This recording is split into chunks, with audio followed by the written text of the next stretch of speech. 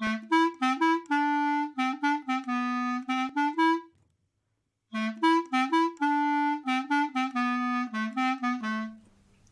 back. One of the key messages we received from lecture 1 was this one. If you want to change the world, you have to act. If you want to change the perception you have about the world, you have to think. And this lecture is about thinking. We need a better understanding of what is to think. We need it. And maybe this lecture, we won't use too much the word creativity, a little bit. But my experience have shown that in this expression, creative thinking, in the end, the key word is not creative. The key word is thinking. Voila. That's the goal of this lecture. What is to think? We will give you a definition, we will understand how it works, some characteristics, etc., etc. When a father or a mother tells somebody, I'm thinking about my children, this is true. This is true. When the CEO of a bank tells a journalist, I'm thinking about my clients, this is not true. It's impossible. He has 1 million, 2 million clients. It is impossible to think about 2 million people. So this is a good starting point. What does he do exactly, the CEO? In a way he thinks.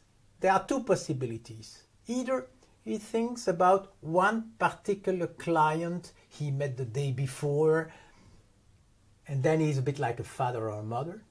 Or he thinks through concepts. In his mind, he has like concepts, like categories. Retired people, small enterprises, I don't know. He has concepts. It's interesting because we have to understand exactly how it happens. To make a long story short, if the CEO wants to think about his clients, he has to forget 99% of his clients. It's a bit strange. From when we were at school, we were at least convinced that thinking is mostly about accumulating knowledge. Yes and no. It's also, and it's a bit like a requirement, if you want to think about 1 million people, you have to forget 99.999% of those people. And you have to build concepts, boxes, category, clusters, and then you can do something. But we have to understand the deep nature of this mechanics. How do we build concepts? And it's not that easy. There is a novel, it was written by José Luis Borges from Argentina. And the novel is Funès or Memory. That's the name of the novel. It's a short novel. It's the story of a cowboy. And the cowboy on his horse one day has an accident.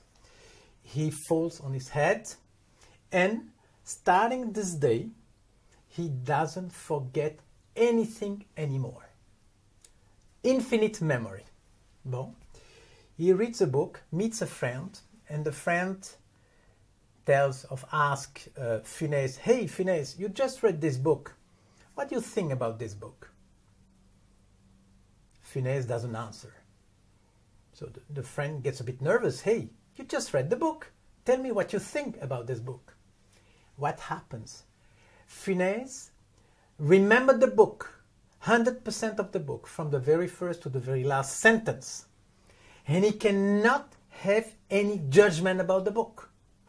Borges reminds us that the step number 1 of thinking is to forget. If you want to, let's take an example. You've been to a movie recently, whatever the movie. If you're able today to give a judgment about this particular movie, it is because you forgot 99% of the movie. And the same for a book. The same, you have been on a holiday. But if you have a judgment about what happened to you, it is because you forget 99% of what happened to you. It's strange, but this is true. And the forget is the good starting point for this lecture about thinking. Step number 1, because you forget, but 2 points. Point 1, you don't control what you forget. If you go to a movie,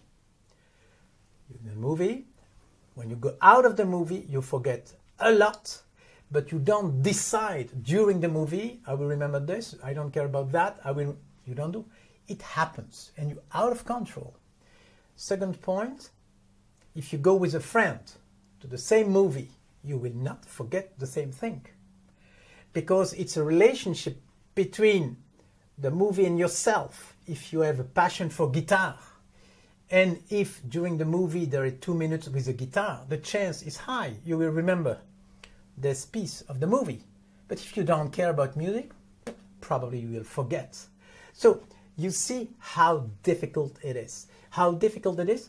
We need to forget a lot about the world if you want to think and to change the world. And we will see that now in more details.